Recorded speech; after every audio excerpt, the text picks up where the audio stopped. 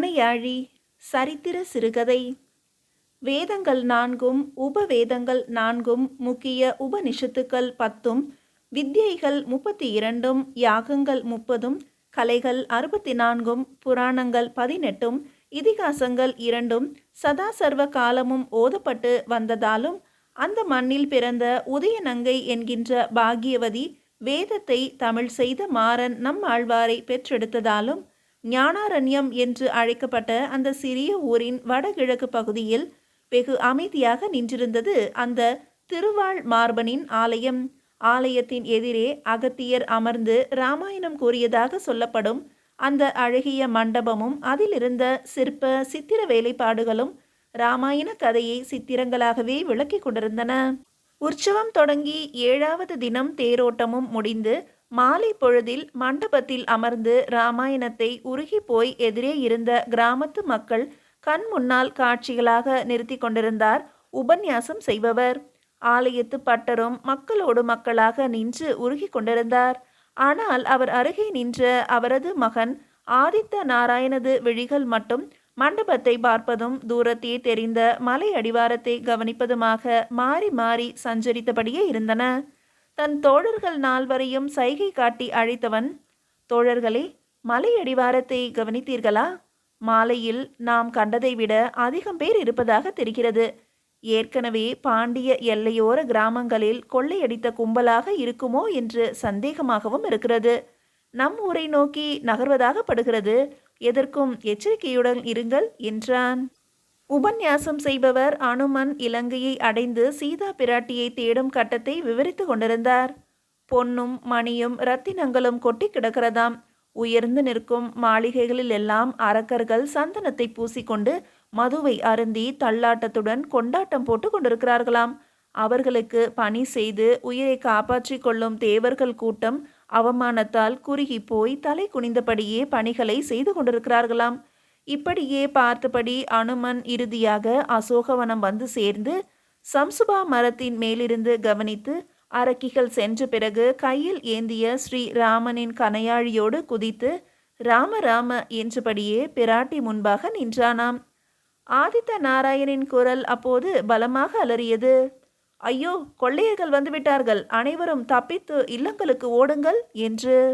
மக்கள் கூட்டம் திடுக்கிட்டு திரும்பி ஊர் எல்லையில் பாய்ந்து வந்த புரவிகளையும் வாட்களையும் ஈட்டிகளையும் உயர்த்தியபடி அரக்கர்களைப் போல பெருங்கூச்சலிட்டபடி வந்த அந்த ஈழத்து வீரர்களை கண்டு பதறியபடி தங்கள் இல்லங்களை நோக்கி செல்ல முயன்றது.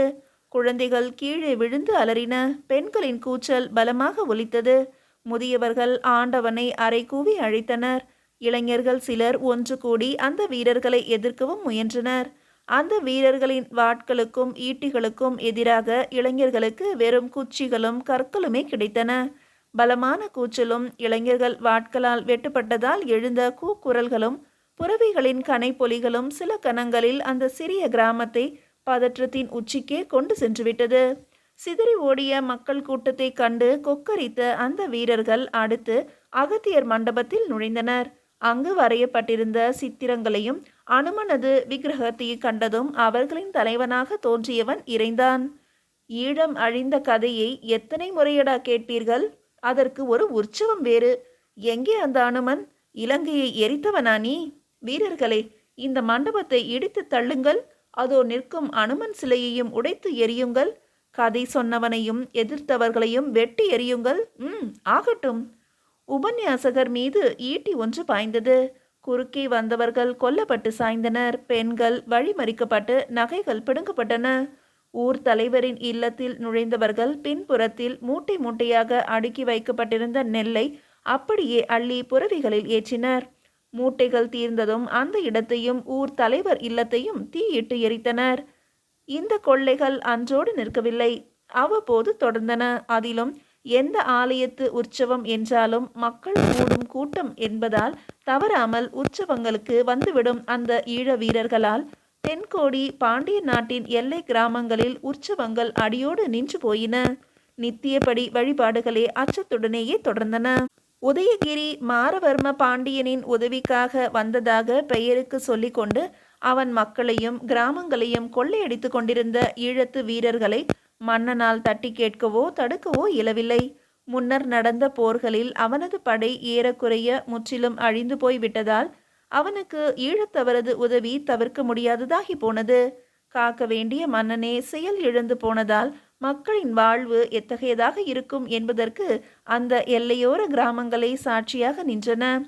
திருவாள் மார்பனுக்கு அடுத்த உற்சவ தினம் நெருக்கி கொண்டிருந்தது.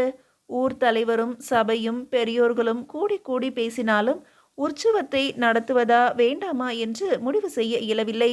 விட்டுவிடவும் மனம் இடம் தரவில்லை. ஆதித்த நாராயணன் இடிந்து கிடந்த அந்த மண்டபத்தில் அமர்ந்து எதையேனும் செய்தே தீர வேண்டும் என்று தோழர்களுடன் விவாதித்து கொண்டிருந்தான். இப்போதுதான் அரும்பு கட்டி கொண்டிருந்த மீசையும் ஆவல் ததும்பும் விழிகளும் ஏதேனும் செய்ய வேண்டும் என்ற துடிப்புடனும் இருந்த அந்த இளைஞர்களுக்கு அந்த கொள்ளைக்காரர்களுடன் எப்படி போராடுவது என்ற கேள்விக்கு உடனடியாக விடையேதும் கிடைக்கவில்லை. என்ன செய்வது என்று யாரேனும் கூறுங்களேடா. அந்த ஈழத்து வீரர்களை தடுக்கவோ எதிர்த்து போராடவோ நாம் வீரர்கள் இல்லை. இந்த பகுதியிலேயே நமக்கு உதவ வேறு வீரர்களும் இல்லை. இந்த ஈழத்தவர்களுக்கு எதிரிகள் யாரேனும் இருந்தால் அவர்களிடம் உதவி வேண்டலாம். பித்து பிடித்துவிடும் போல் இருக்கிறது. இளைஞர்களில் ஒருவன் சலித்து கொண்டான். ஆதித்த நாராயணன் விழிகள் பளிச்சிட்டன. ஈழத்தவருக்கு எதிரிகள் என்று முணுமுணுத்து கொண்டவன், நான் கூறுவதை சற்று கவனமாக கேளுங்கள். தற்போது சேரலாதர் சோழருடன் சமாதானம் செய்து கொள்வதையும் சோழர்கள் உதவியால் முல்லை நாட்டில் ஆலயம் கட்டியதையும் சேர நாட்டின் மற்ற சிற்றரசர்கள் எதிர்க்கிறார்கள் என்றான் சிந்தனையுடன். அடே ஆதித்யா, அதற்கும் நம் ஊர் உற்சவத்துக்கும் என்ன தொடர்பு? இருக்கிறதடா. நம் ஆலய உற்சவத்துக்கு சேரலாதரை அழைக்க வேண்டும். அவர் திருவாள் மார்பனது உற்சவத்தை காண வந்தால் போதுமானது. நம் துன்பங்கள் நீங்கிவிடும். ஈழத்து வீரர்களின் கொட்டமும் அடங்கிவிடும் என்றான் ஆதித்த நாராயணன். அடே, நீ கூறுவது விளங்கவே இல்லையே. சேரலாதரிடம் படையோ வீரர்களோ இல்லையடா. அவருக்கு சேர நாட்டிலேயே எதிரிகள்தாம் அதிகமாகிவிட்டார்கள். அவர் வந்தால் எப்படி நம் உற்சவம் நடக்கும்? இளைஞர்களின் கேள்விக்கு விடையளிக்காத ஆதித்த நாராயணன், உடனே கிளம்புங்கள், நாம் சென்று சேரலாதரை கண்டு உற்சவத்துக்கு அழைப்போம் என்றான் தீர்மானமாக. மன்னாதி மன்னர்களுக்கெல்லாம் மன்னனான ராஜ மன்னாரின் அந்த ஆலயம் இருந்த பகுதி வெகு அமைதியாக இருந்தது. ஆலயம் கற்றளியாக மாற்றப்பட்டு கொண்டிருந்ததால் ஆங்காங்கே பாறைகள் உடைக்கப்பட்டதும் பாதி வரை செதுக்கப்பட்டதுமாக கிடந்தது. சிற்பிகள் பணி முடிந்து சென்று விட்டதால் மனித நடமாட்டமும் அற்றுப்போய் பொதிகையின் குளிர் காற்றும் விளக்குக்காக பறந்த விட்டில் பூச்சிகளும் மட்டுமே ஆலயத்தில் ராஜகோபாலனை சேவிக்க சென்று கொண்டிருந்தன. ஆலயத்தின் பிரதான வாயில் அருகே நின்றிருந்தது ஒரு அழகிய ரதம். முழுதும் தந்தத்தால் கடையப்பட்டு பளீர் என்று கண்களை பறித்த அந்த ரதத்தையும் வெளிர் என்று கம்பீரமாக நின்ற அரபு புறவிகளையும் கண்டு அந்த 4 இளைஞர்களும் பிரமித்து நின்றனர் சற்று நேரம். அடே ஆதித்தா, இப்படி ஒரு ரதத்தை இதுவரை நான் கண்டதே இல்லையடா. இது யாருடைய ரதம் என்றான் நண்பர்களில் ஒருவன். ஆதித்ய நாராயணன் முகத்தில் திருப்தி தெரிந்தது. நாம் வந்த காரியம் எளிதாய் முடிந்து விடுவதற்கான அறிகுறியடா இது. சேரலாதர் ராஜசிம்மரின் ரதம்தான் இது. அவர் சன்னதியில்தான் இருக்க வேண்டும். விரைந்து வாருங்கள் என்றபடி முன்னால் நடந்தான் அவன். முகப்பு மண்டபத்தை கடந்து சன்னதிக்கு முன்பாக வந்து நின்ற ஆதித்ய நாராயணன் பிரமித்து போனான். முழு அலங்காரங்களுடன் நின்ற வைகுந்தனின் கோலம் அன்று யதுகுல திலகனாக, கோசகனாக, அகில உலகையும் கட்டி மேய்க்கும் ஆமரு வியப்பனாக கண்களையும் கருத்தையும் பறித்து கொள்ளும்படி இருந்தது. ஆலயத்து பட்டர் பூஜைகளை செய்து கொண்டிருக்க வைகுந்தனை பார்த்தபடி அசையாமல் நின்று கொண்டிருந்தார் ஒருவர். அதீத உயரத்துடன் மெல்லிய சரிகையிட்ட வெளிரென்ற நூலாடை ஒன்றை அணிந்து நின்ற அவரது உருவம் பின்னால் இருந்து பார்க்கும் போதே ஒரு அச்சத்தையும் மதிப்பையும் அளித்தது. சுருண்டு சுருண்டு தோள்கள் வரை இறங்கி கிடந்த அவரது குழல்களின் இடையிடையே தெரிந்த வெள்ளிக்கோடுகள் அவர் நடுத்தர பிராயத்தை கடந்து விட்டவர் என்பதை தெரிவித்தாலும், பெண்களின் இடையை போல குறுகி கிடந்த இடையும், படம் விரித்து நிற்கும் நாகத்தை போல மேல் நோக்கி விரிந்த முதுகும், பக்கங்களில் இறங்கி முன்னால் கூப்பி கிடந்த வலிய கரங்களும் அவரது இடைவிடாத பயிற்சியை காட்டின. கனத்த குரலில் பாசுரத்தை இசைத்து கொண்டிருந்தார் அவர். களிநிலா வெளியில் மதிபுரை முகமும் கண்ணனே தின்கை மார்பும் தின் தோளும் என்று தன் முன்னோரான குலசேகர ஆழ்வாரின் பாசுரத்தை இசைத்த அவரது குரல் உருகி கிடந்தது.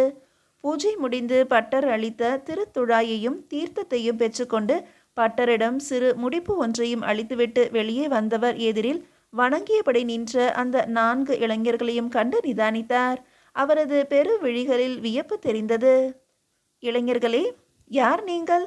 வைகுந்தனை சேவிக்க வந்தீர்களா? எங்கிருந்து வருகிறீர்கள்? நிதானமாக கேள்விகள் உதிர்ந்தன சேரலாதரிடமிருந்து. ஆதித்ய நாராயணன் நிமிர்ந்து சேரலாதரின் பெரு விழிகளுடன் தன் ஆவல் ததும்பும் விழிகளை உறவாட விட்டான். மன்னவா, நான் ஆதித்ய நாராயணன், பாண்டிய எல்லையில் இருக்கும் திருவன் பரிசாரத்து ஆலயத்து பட்டரின் மகன். இவர்கள் என் தோழர்கள். நாங்கள் வந்தது வைகுந்தனை சேவிக்க மட்டுமல்ல, தங்களையும் காணத்தான் என்றான். என்னையா? எதற்கு? சேரலாதரின் அடர்ந்த புருவங்கள் மேலேறின. எங்கள் திருவன் பரிசாரத்து ஆலயத்து உற்சவம் இன்னும் 4-5 தினங்களில் தொடங்கவிருக்கிறது. ஆனால் உற்சவம் நடக்குமா என்பதே சந்தேகமாகத்தான் இருக்கிறது. ஆனால் தாங்கள் திருவாள் மார்பனை காணவும் உற்சவத்தை நடத்தி தரவும் ஒப்புக்கொண்டால் கண்டிப்பாக உற்சவம் நடக்கும். எங்கள் பிரச்சனைக்கும் தீர்வு கிடைக்கும். இளைஞனே, நீ கூறுவது விளங்கவில்லையே. உற்சவம் நடப்பதில் சந்தேகம் என்ன? சற்று விளக்கமாக கூறு. என்னால் ஆனதை கண்டிப்பாக செய்கிறேன். ராஜசிம்மரின் குரலில் பரிவு பூரணமாக ஒலித்தது. அந்த பரிவு போதுமானதாக இருந்தது ஆதித்ய நாராயணனுக்கு. உற்சவம் தடைப்பட்டதையும் உபன்யாசகர் கொல்லப்பட்டதையும் பின்னர் நடந்த கொள்ளைகளையும் விவரமாக கூறி முடித்தான். அவன் கூறி முடித்ததும் சேரலாதரின் முகத்தில் மெலிதாக முறுவல் ஒன்று நெளிந்து பின் சிறு நகைப்பாக உதிர்ந்தது. புரிகிறது இளைஞனே, உன் நோக்கம் எனக்கு புரிந்துவிட்டது என்று பலமாக நகைத்தவர் தன் வலது கரத்து விரலில் இருந்து மோதிரத்தை கழற்றி ஆதித்ய நாராயணனிடம் நீட்டினார். இதை பெற்றுக்கொள். இது என் முத்திரை மோதிரம். நேராக திருவாலீஸ்வரத்தில் இருக்கும் சோழர் பாசறைக்கு செல். படைத்தலைவர் அம்பலவன் நின்றடியானிடம் நான் உங்கள் ஆலயத்து உற்சவத்துக்கு வருவதாக வாக்களித்திருக்கிறேன் என்பதை சொல். அது போதும் என்றார். ஆதித்த நாராயணனும் அவன் தோழர்களும் சேரலாதரை வணங்கி விடைபெற்று கொண்டனர். சேரலாதரின் அந்த முத்திரை மோதிரம் பெரும் மாய மோதிரமாக இருந்தது. திருவாலீஸ்வரத்து பாதையில் தாராளமாக கனி வகைகளும் உணவும் நீரும் பிரயாணத்துக்கு ரதமும் தாராளமாக கிடைத்தன. சோழர் பாசறையை அடைந்ததும் கிடைத்த வரவேற்பும் அபரிமிதமாக இருந்தது. வீரர்கள் செய்தி அறிவித்ததும் படைத்தலைவர் அம்பலவன் நின்றடியான் அவசர அவசரமாய் இளைஞர்களை தேடி வந்தார். என்ன, சேரலாதர் திருவன் பரிசாரத்து உற்சவத்துக்கு வருகிறாரா? வியப்புடன் கேட்ட அம்பலவன் நின்றடியான் தொடர்ந்தார். சேரலாதர் தற்போது சோழ மன்னரின் நேரடி பாதுகாப்பில் இருக்கிறார். பாண்டியர் எல்லையில் அவருக்கு ஏதும் நேர்ந்தால் முழு பொறுப்பும் என்னையே சாரும். கவலை வேண்டாம் இளைஞர்களே. நம் வீரர்கள் சாதாரண மக்களாக உற்சவத்தில் கலந்து கொள்வார்கள்.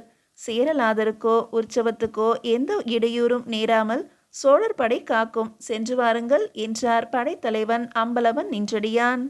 சோழர் படைத்தலைவன் கூறியபடியே அத்தனையும் நடந்தன. எதிர்பார்த்தபடி உற்சவத்தில் கொள்ளையடிக்க வந்த ஈழத்து வீரர்கள் அழிக்கப்பட்டு உதயகிரி பாண்டியனும் மாரவர்மனும் சிறையில் அடைக்கப்பட்டான். சோழர் எல்லை முல்லை நாடு வரை விரிந்தது. சேரலாதரால் அகத்தியர் அனுமனுக்கு இராமாயணம் கூறிய அந்த மண்டபம் மீண்டும் கட்டப்பட்டு அம்பலவன் நின்றடியானால் நித்தியப்படி பூஜைக்கும் நிபந்தங்கள் அளிக்கப்பட்டன. அத்தனையும் கல்வெட்டாய் பொறிக்க செய்த சோழர் படைத்தலைவன் ஆண்டுதோறும் உற்சவம் அதே கோலாகலத்துடன் நடைபெறவும் பாதுகாப்புக்கும் உத்தரவிட்டான். பின் குறிப்பு: திருவெண் பரிசாசரம் தற்போது திருப்பதி சாரம் என்று அழைக்கப்படும் இந்த நாஞ்சில் நாட்டு திவ்ய தேசம் நம் ஆழ்வாரால் மங்களாசாசனம் செய்யப்பட்டது. கமலவல்லி நாச்சியாருடன் மார்பில் ஸ்ரீதேவியுடன் 9 அடி உயரத்துக்கு சேவை சாதிக்கும் எம்பெருமான் கடு சர்க்கரை யோகம் என்ற சுதையினால் ஆனவர். குலசேகர ஆழ்வாரை வைகுந்தத்துக்கு அழைத்து சென்ற ஆடி மாதத்து சுவாதியும் சித்திரையில் 10 நாட்களும் புரட்டாசி சனிக்கிழமைகளும் உற்சவங்கள் நடக்கும். அகத்தியர் அனுமனுக்கு இராமாயணம் கூறியதாக சொல்லப்படும் மண்டபத்தில் இன்றும் இராமாயண உபன்யாசம் நடைபெற்றுகிறது. நாகர்கோயிலில் இருந்து 2.5 கிலோமீட்டர் தூரத்தில் இருக்கும் இந்த திவ்ய தேசம் தமிழ்நாட்டு சரித்திரத்தை கூறும் பல கல்வெட்டுக்களையும் கொண்டுள்ளது. நாளை வேறொரு சரித்திர சிறுகதையில் சந்திக்கிறேன். நன்றி.